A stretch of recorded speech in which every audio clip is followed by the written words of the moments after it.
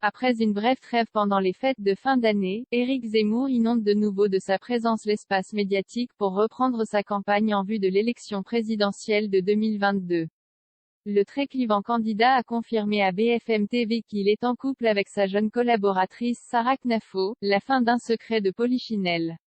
Éric Zemmour a confirmé sa romance avec Sarah Knafo, sa conseillère omniprésente et celle dont il jure que sans elle, il n'y aurait pas eu de campagne présidentielle. Il a fait ses confidences à Bruce Toussaint sur le plateau de BFM TV, mercredi 12 janvier. Qui est Sarah Knafo?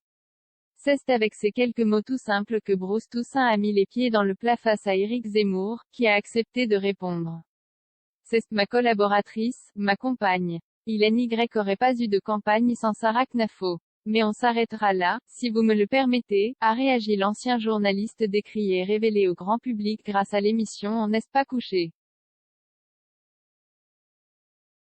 Mais ce dernier n'a finalement pas manqué de discuter un peu plus longuement de ce qu'implique cette histoire de cœur, d'autant qu'il cherche à déloger Emmanuel Macron de l'Élysée. Il jure hésiter à se représenter pour un second mandat, pour devenir président.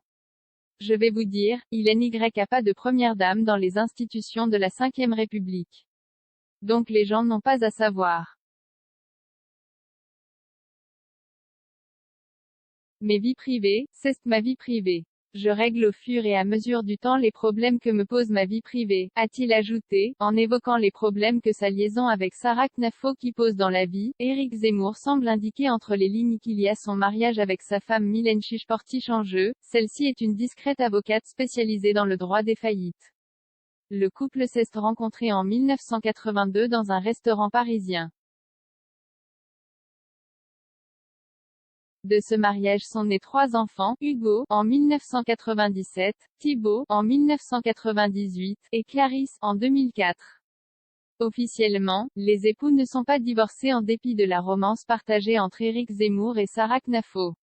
D'ailleurs, lors du meeting du candidat d'extrême droite à Villepinte, marqué par la violence physique d'une poignée de militants, en décembre dernier, femmes et enfants étaient présents pour le soutenir. Sarah Knafo aussi.